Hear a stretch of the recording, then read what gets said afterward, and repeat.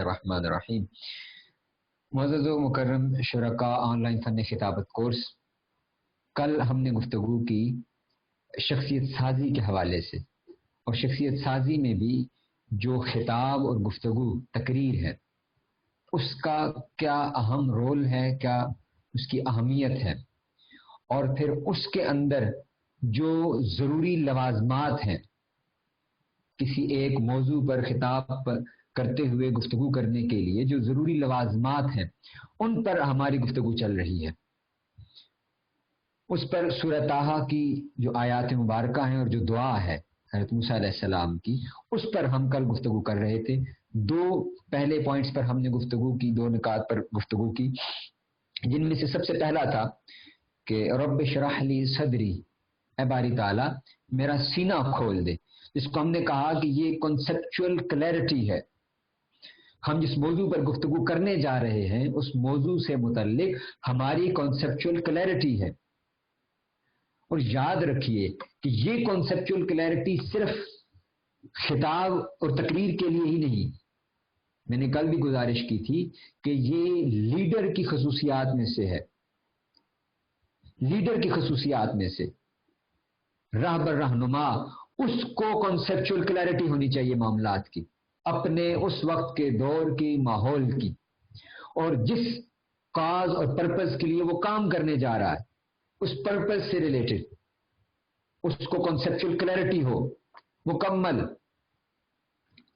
जिसको हम फिर शरे सद्र कहते हैं कि इस मामले पर मुझे शरे सद्र हासिल हो गया। तो शरे सद्र जो है ये इंसान के अंदर यकीन पैदा करता है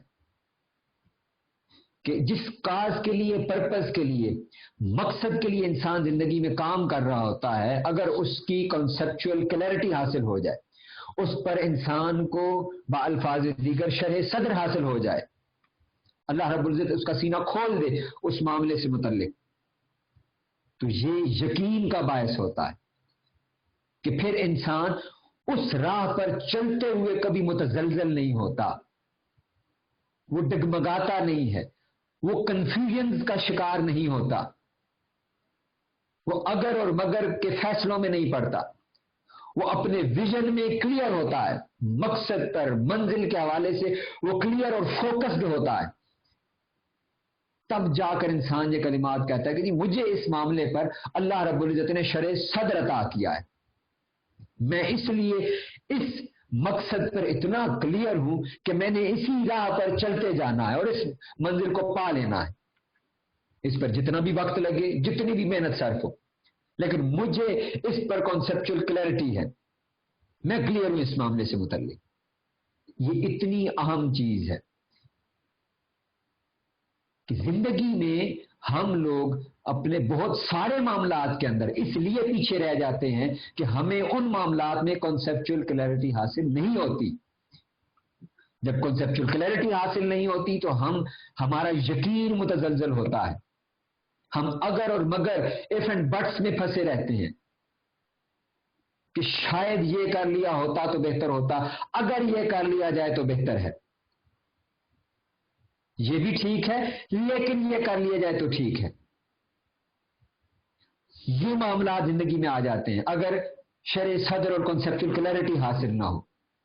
और स्टूडेंट्स क्योंकि हैं, बहुत सारे तलबा हमारे इस कोर्स में शरीक हैं, तो उनके लिए बहुत जरूरी है कि हम अपने जब तालीमी मैदान के अंदर डिग्रीज कर रहे होते हैं तो वहां पर यह मामला हमें बड़ा दरपेश आता है कि हमारी कॉन्सेप्चुअल क्लैरिटी नहीं होती सब्जेक्ट्स के हवाले से, स्पेशलाइजेशंस के हवाले से, हमसे फैसला नहीं हो रहा होता, डिसाइड नहीं कर पा रहे होते कि हम क्या करें।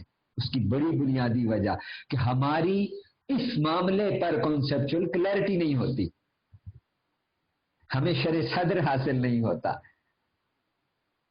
तो ये इतनी बड़ी चीज है कि जिंदगी के छोटे छोटे मामलात से लेकर बड़े से बड़ा फैसला, ये इससे इंसान की कुव्वत फैसला ये मजबूत होती है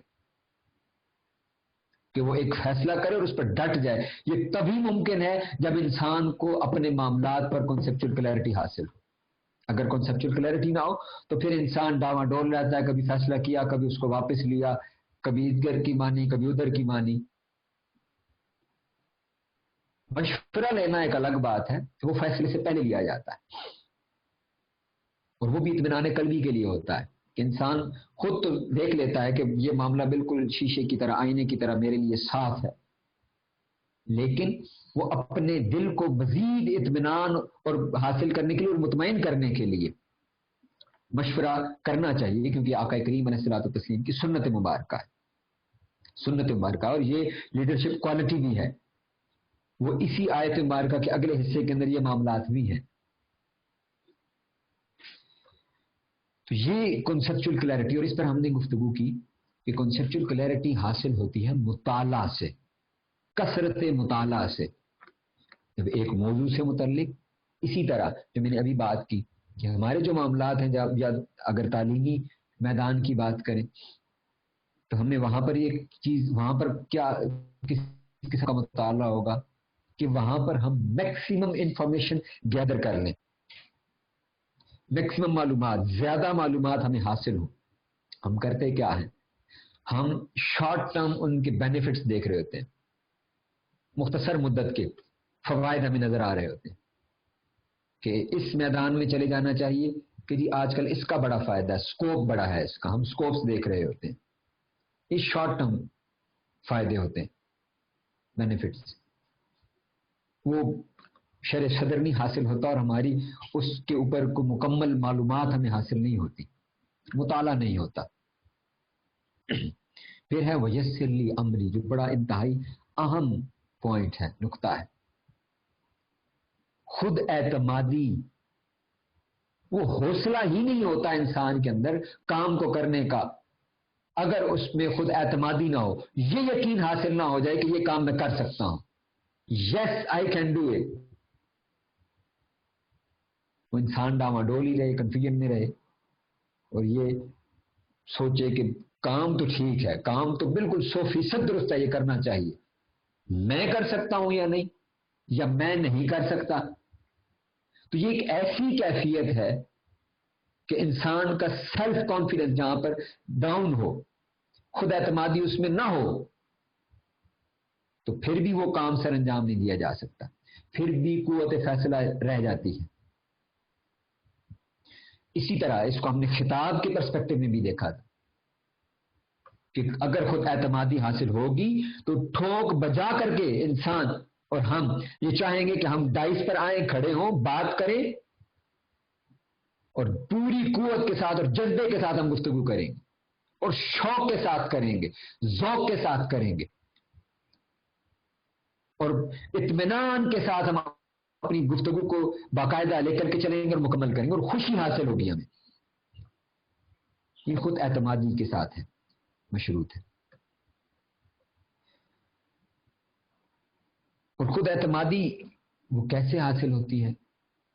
وہ ایک مطالعہ اور وسیع مواد، ایک موضوع سے متعلق، جس پر کل سرفراز نے گفتگو فرمائی تھی، سر علامہ محمد سرفراز قادری صاحب نے کل اس کے اوپر مواد کے حوالے سے آپ نے گفتگو فرمائی تھی کہ کیسے آپ کے پاس احادیث موجود ہوں، ان میں سے چند ایک بیان کر لی جائیں، چند ایک ضروری وقت اور موقع کے اعتبار سے، لیکن پڑھی ہوئی اور نوٹ کی ہوئی ان میں سے کثیر ہوں، زیادہ تر ہوں۔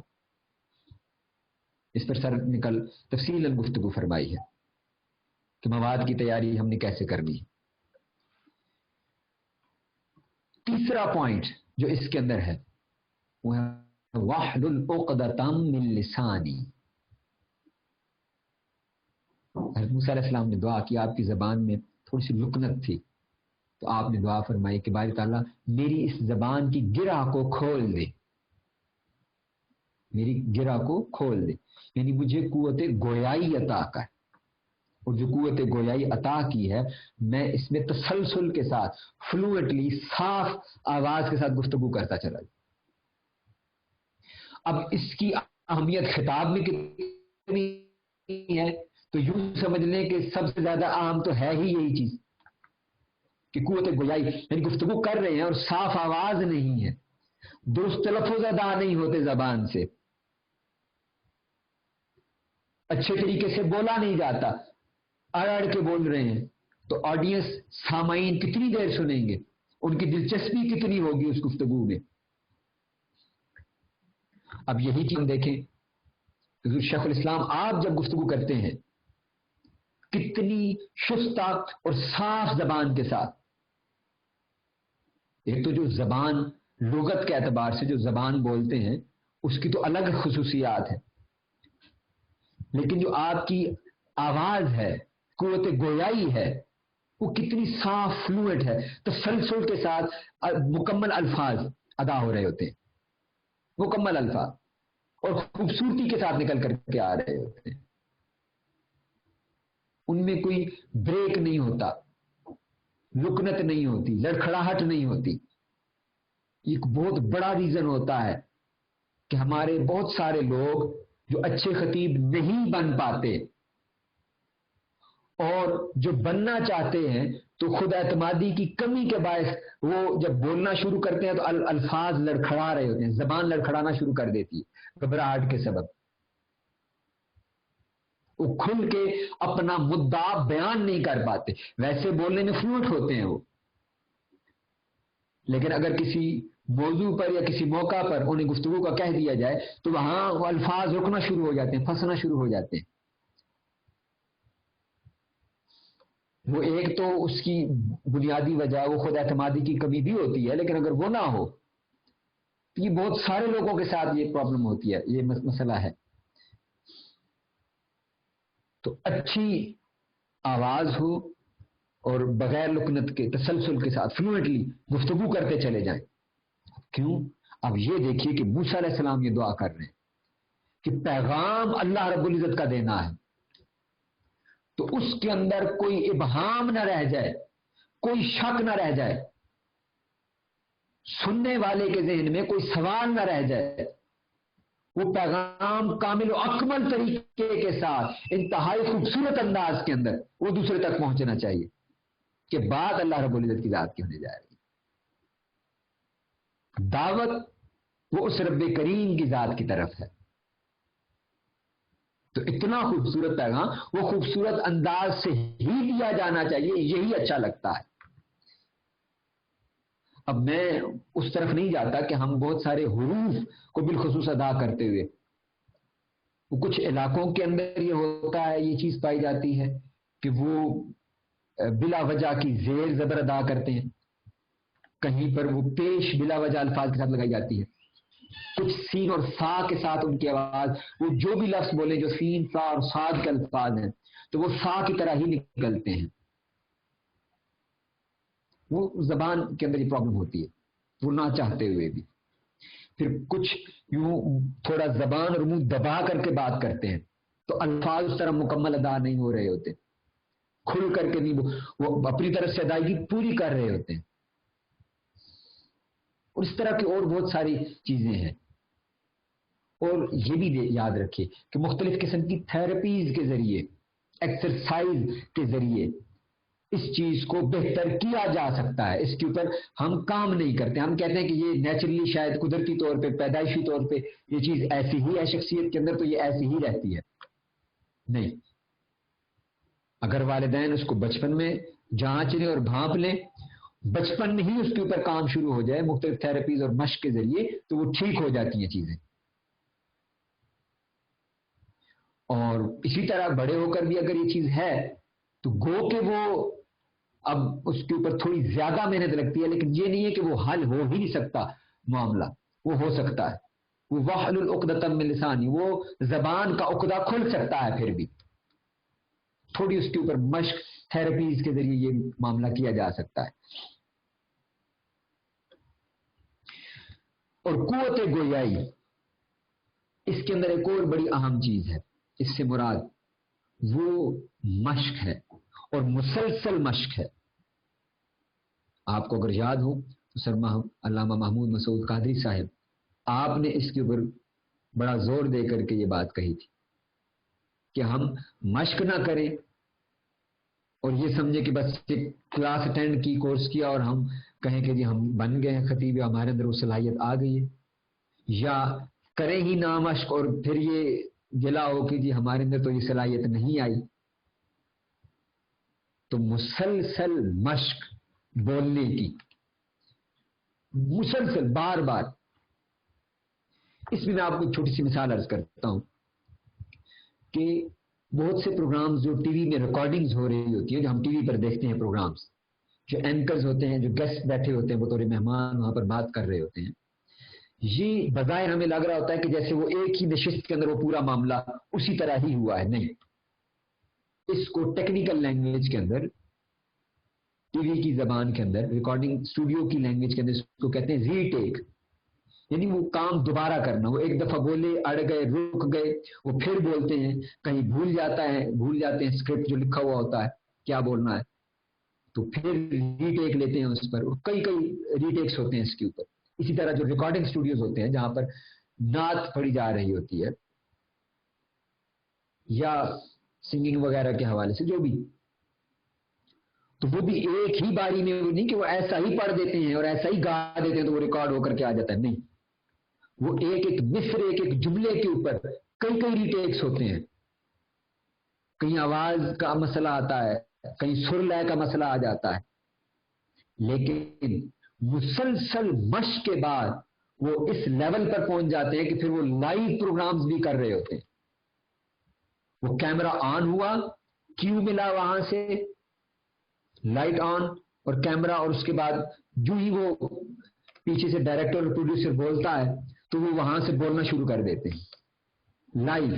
اور وہ ساری دنیا لائیو دیکھ رہی ہوتی ہے، جس طرح ہماری یہ کلاس ابھی لائیو ہو رہی ہے، ریکارڈڈ نہیں ہے.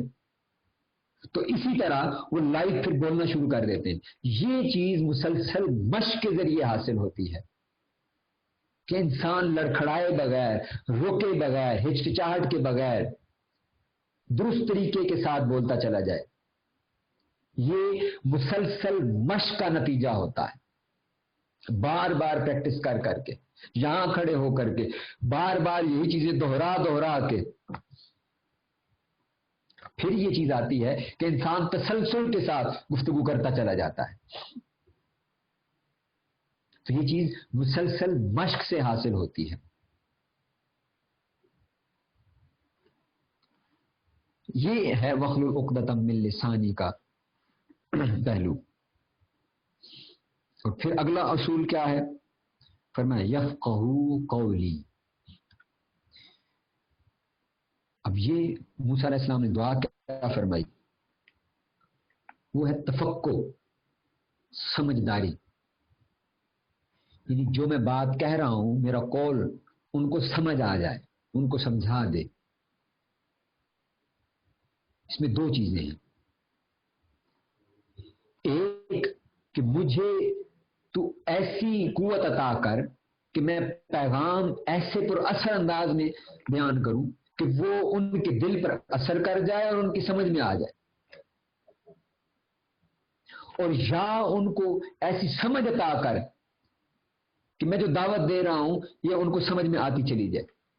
لیکن در حقیقت یہ پر اثر گفتگو سے متعلق ہے. پر اثر گفتگو کہ بات کی ہی ایسی جائے کہ وہ دل پر ایسی چوٹ لگے کہ انسان اس کے اثر کے، اس کے سحر میں آ جائے.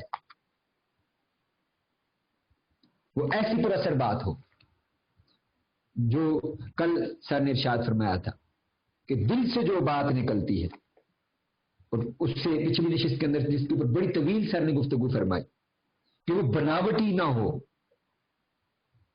کہ ہمارا جو کلچر بن چکا ہے کہ تیاری کر کے آتے ہیں ہم اس چیز کی کہ ہم نے یہ کچھ کرنا ہے تاکہ ہمارے یہ مقاصد حاصل ہو جائیں. سر نے اس کے اوپر بڑی طویل گفتگو فرمائی تھی کہ جو کہہ رہے ہیں وہ خود اپنے من میں بھی وہ بات اتری ہوئی ہو، جس سے والدین کے ادب اور احترام کے حوالے سے سر نے گفتگو فرمائی. وہ تصدیق بالقلب کی کیفیت ہو کہ دل بھی وہی گواہی دے رہا ہو، دل سے جو بات نکلتی ہے اثر رکھتی ہے.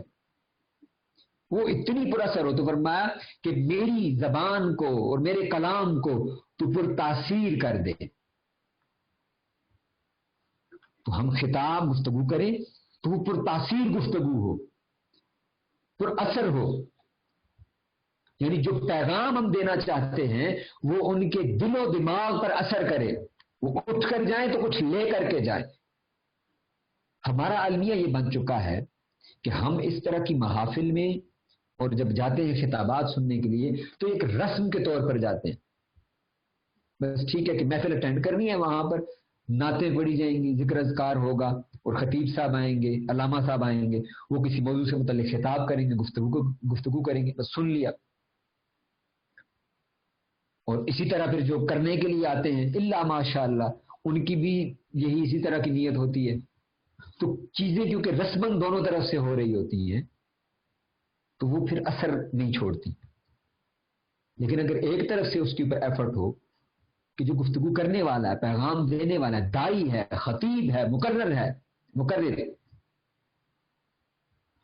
وہ اس کی ایک تو مکمل تیاری ہو موضوع سے متعلق، اور پھر وہ دل سے بات کر رہا ہو پر اثر انداز کے اندر، وہ دل پر اثر کرنے والی گفتگو کرے، وہ خود اس کے اندر مکمل طور پر انوالو ہو، ڈوبا ہوا ہو، اور وہ یہ درد لے کر کے آئے کہ میں نے انہیں یہ بات سمجھا کر کے جانی ہے، یہ جائیں تو یہاں سے یہ کچھ لے کر کے جائیں، یہ والدین کا ادب آج سیکھ کر کے ہی جائیں یہاں سے، اور ان کے دل میں یہ بات ڈل جائے کہ ہاں آج ہم محفل سے اٹھے. یاد رکھیے حضور شیخ الاسلام آپ جب گفتگو فرماتے ہیں اعتکاف میں، اگر آپ ان دنوں کو دیکھیں، ویسے جس بھی موقع پر آپ نے گفتگو کیا وہ ہمیشہ پر اثر ہوتی ہے، لیکن میں اعتکاف کی کیونکہ بہت زیادہ وہ تربیتی نشست ہوتی ہے، تو آپ دیکھیے کہ وہاں پر لوگوں کی کیفیات کیا ہوتی ہے. وہاں پر وہ بہت زیادہ نعروں والی گفتگو نہیں ہوتی کہ ایسی گفتگو جس پر نعرے لگ رہے ہیں، کچھ سبحان اللہ واہ واہ کہی جا رہی. وہ تربیتی گفتگو ہوتی ہے جسے بیٹھ کر کے سننا ہوتا ہے بڑی لمبی دیر تک، پوری رات. اور آپ دیکھیں کہ لوگ اس میں کیسے ڈوبے ہوئے ہوتے ہیں کہ وہ پوری رات جگراتے میں وہ سنتے ہیں اور اس کی ان پر وہ کیفیت طاری ہو جاتی ہے. میں اس میں ایک واقعہ کوٹ کرنا چاہوں گا. 2018 میں کہ اعتکاف کے اندر درس مثنوی آپ نے لیا اعتکاف میں، اور عشق کا موضوع آپ نے چنا، اور پہلے ہی دن آپ نے ارشاد فرمایا کہ میں تمہیں یہاں سے عاشق بنا کر کے بھیجوں گا. اور ایک بڑا خوبصورت جملہ آپ نے ارشاد فرمایا، یہ آپ کی محبت کی شفقت تھی. آپ نے فرمایا میں تمہیں چھوڑوں گا نہیں، میں تمہیں عاشق بنا کر کے یہاں سے بھیجوں گا. اور پہلے ہی دن آپ نے فرمایا کہ میں آپ تمہیں پکاروں گا اے عاشقو. اب جو میں اگلی بات کرنے جا رہا ہوں، کیفیت یہ تھی کہ ایک دن آپ نے وہ ہاتھ کھڑے کروا کر کے پوچھا کہ کس کس کیٹیگری سے کتنے لوگ آئے ہوئے، کہ خواتین سے پوچھا کہ کتنی آئی ہوئی ہیں، ان کی تعداد کیا، ان میں کس عمر کی کتنی ہے. پھر اسی طرح مردوں سے پوچھا کہ اس میں اس عمر سے لے کے اس عمر تک کے کتنے لوگ ہیں، پھر اس عمر کے کتنے لوگ ہیں. تو آخر میں آپ نے پوچھا کہ 16 سال اور اس سے کم عمر کے کتنے لوگ ہیں، بچے کتنے ہیں. تو بچوں نے ہاتھ کھڑے کیے. تو آپ چونکہ وہ آخری مرحلہ تھا، آخری سٹیج تھی، آخری کیٹیگری تھی، تو آپ نے یہ نہیں فرمایا کہ ہاتھ نیچے کر لیں، اس سے پہلے آپ فرما رہے تھے. وہ انہوں نے ہاتھ اٹھائے، وہ اٹھائے ہی رکھے، اور اگلے روز جب وہ نشست میں آئے تو انہوں نے پھر ہاتھ اٹھا لیے. تو اس پر چیئرمین سپریم کونسل ڈاکٹر حسن محی الدین قادری آپ نے ارشاد آپ نے عرض کی شیخ الاسلام سے، اور آپ نے دیکھا پوچھا کہ یہ انہوں نے ہاتھ کیوں کھڑے کیے ہوئے ہیں. تو انہوں نے بتایا کہ یہ اس وجہ سے کہ انہوں نے کیے ہوئے ہیں. تو پھر آپ نے یہ بات مائک میں آن ایئر یہ بات کی کہ یہ اثر ہے اس گفتگو کا کہ میں نے کل ان سے یہ بات کہی تھی، کل کی پوری مجلس میں بھی اور آج بھی یہ ہاتھ اوپر کر کے بیٹھے ہوئے اور ہیں وہ بچے چھوٹے. یہ ہے پر اثر گفتگو کہ جو ایسی دل پر اثر کرے کہ انسان اسی وقت سراپا عمل بن جائے، وہ عمل کے سانچے میں ڈھل جائے، وہ بات وہ عمل کرنا شروع کر دے اس پر. تو پر تاثیر گفتگو خطاب کے اندر یہ موسیٰ علیہ السلام نے مانگی. واحلل عقدۃ من لسانی یفقہوا قولی. اور یفقہوا قولی کے اندر ایک اور چیز ہے، اور وہ کیا ہے؟ تلفظ کی درستی اور تلفظ کی ادائیگی، درست تلفظ کے ساتھ الفاظ کی ادائیگی، یہ بہت ضروری ہے. اس پر گفتگو بڑی تفصیل سے ہو چکی ہے اس موضوع پر. میں ایک چھوٹی سی مثال عرض کرنا چاہوں گا.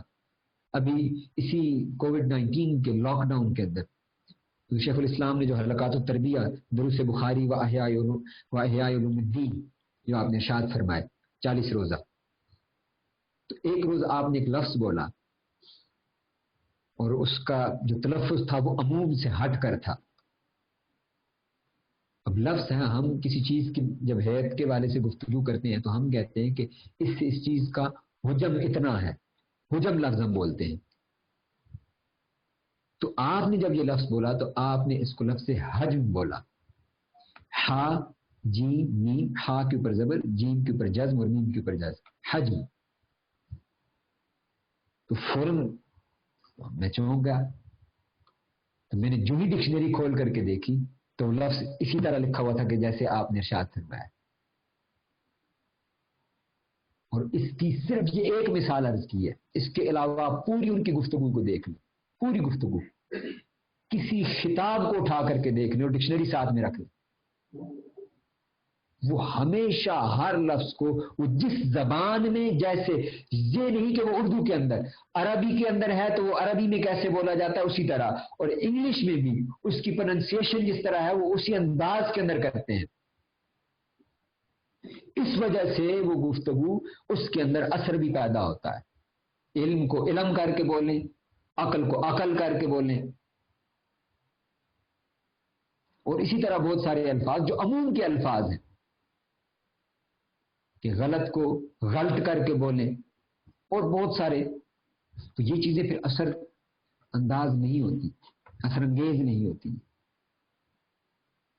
تو پرتاثیر گفتگو وہ درست تلفظ، اس کا پرتاثیر گفتگو کے اندر وہ درست تلفظ کی ایک بڑی اہمیت ہے. یہ موضوع ہمارا یہاں پر ختم ہو رہا ہے. تو 4 نقطے، 4 پوائنٹس اور 4 قرآنی اصول وہ بہترین اور مؤثر خطابات کے، وہ ہم نے 2 نشستوں میں دیکھے. سب سے پہلا شرح صدر ہے، کنسپچل کلیئرٹی. پھر دوسرا حوصلہ اور اعتماد، کریج، کانفیڈنس. نمبر 3 ہے اس میں قوت گویائی، اسپیکنگ پاور، جو مسلسل مشق پریکٹس سے حاصل ہوتی ہے. اور چوتھا اور آخری اس میں افیکٹو ایڈریس، پرتاثیر گفتگو. تو ایک اچھے خطاب وہ اس سے خطاب جو ہے وہ بہترین خطاب، ایک گفتگو وہ تیار ہوگی ہماری. یہ